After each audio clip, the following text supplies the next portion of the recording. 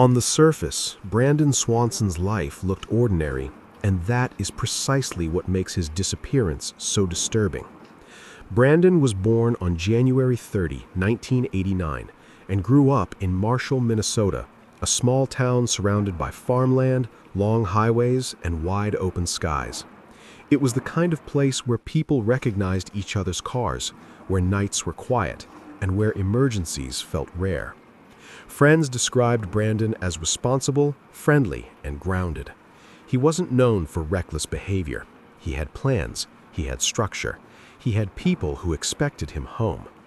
Which is why the night of May 13, 2008 should have ended like any other. That evening marked the final day of the spring semester at Minnesota West Community and Technical College. Students gathered to celebrate the end of exams, the beginning of summer, and the relief that comes with finishing another chapter of school life. Brandon attended 2 gatherings that night. Witnesses later stated that alcohol was present, but there was no indication that Brandon was severely intoxicated. No one recalled him stumbling, slurring, or behaving erratically. At some point after midnight, Brandon decided to head home. What should have been a simple drive through familiar roads instead became the last known journey of his life. Sometime shortly before 2 a.m., Brandon's 1993 Chevrolet Lumina veered off the road and became stuck in a ditch. The area was rural, dark, isolated. But Brandon was not injured. He exited the vehicle and assessed the situation. He didn't panic. Instead, he did what many young adults would do. He called his parents. On the other end of the line were Annette and Brian Swanson.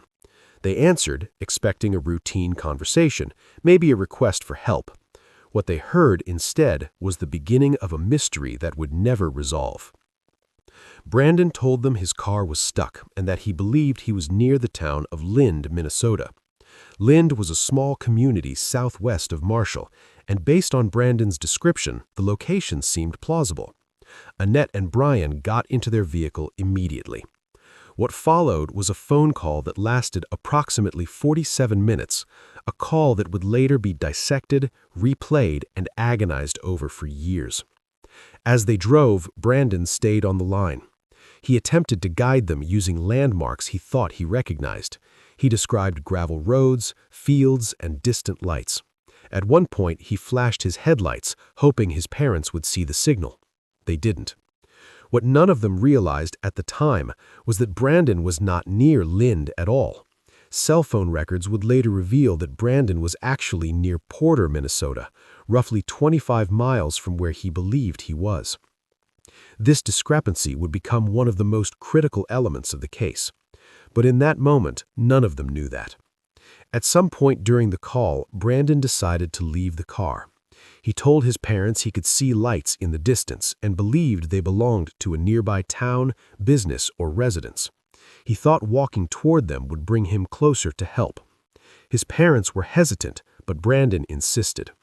As he walked, the phone call continued. The conversation was calm. There was no shouting, no panic, no immediate sense of danger. And then, without warning, Brandon exclaimed 2 words, "Oh shit." The line went silent. His parents called his name. They shouted into the phone. They begged him to respond. There was nothing. The phone connection remained open briefly, then disconnected. That moment, those 2 words would become the final confirmed sound Brandon Swanson ever made. Annette and Brian continued trying to reach him. They hoped he had dropped the phone, that it had fallen into grass, that he would hear it ring and pick it up. He never did. At daylight, they contacted local authorities. Initially, the response was restrained. Adult disappearances, especially those involving alcohol and late-night travel, were often treated as temporary situations. Officers suggested waiting, but Annette and Brian refused to accept delay. As the morning progressed, police accessed Brandon's cell phone records. What they discovered immediately changed the scope of the investigation. Brandon had not been near Lind. His calls were traced to cell towers near Porter and Taunton, Minnesota, areas characterized by farmland, ditches, rivers, and minimal lighting. Search teams were redirected. By mid-morning, officers located Brandon's car. It sat abandoned in a ditch near Taunton along State Highway 68. The doors were open, the keys were missing. There was no blood, no signs of struggle, no clear footprints. It was as if Brandon had stepped out of the vehicle and vanished. Search and rescue operations expanded rapidly. Law enforcement agencies, volunteers, canine units, and aerial teams combed the surrounding area. Fields were searched methodically, ditches were inspected, bridges were checked. One geographic feature immediately drew attention: the Yellow Medicine River. The river runs through the area near where Brandon's car was found. Investigators theorized that Brandon may have fallen into the water while walking in the dark. The sudden exclamation heard by his parents could have been the moment of a fall. But extensive searches of the river produced nothing. No body, no clothing, no personal items. Another theory suggested Brandon may have wandered off in disorientation, eventually succumbing to exposure. Rural Minnesota terrain can be deceptive at night.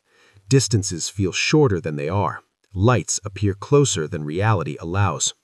But days turned into weeks, and still nothing emerged.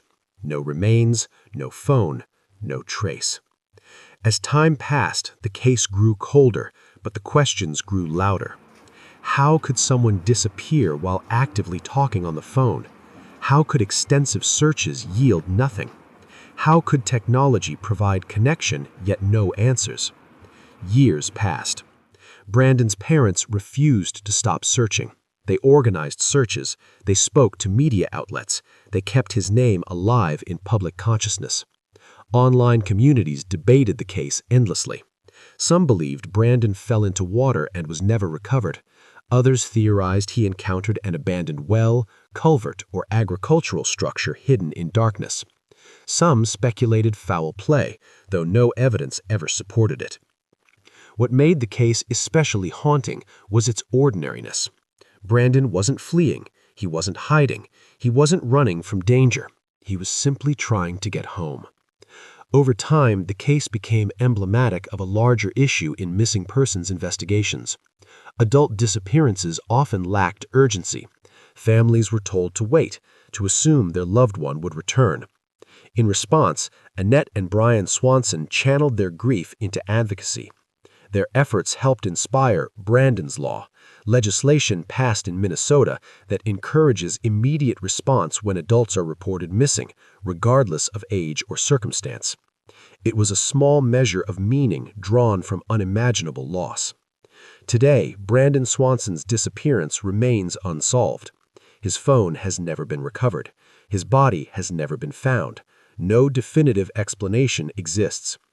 All that remains are questions, maps, theories, and the echo of a voice that vanished mid-sentence.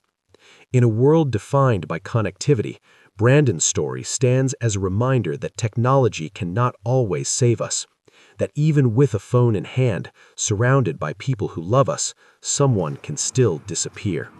Quietly, completely, and leave behind nothing but silence.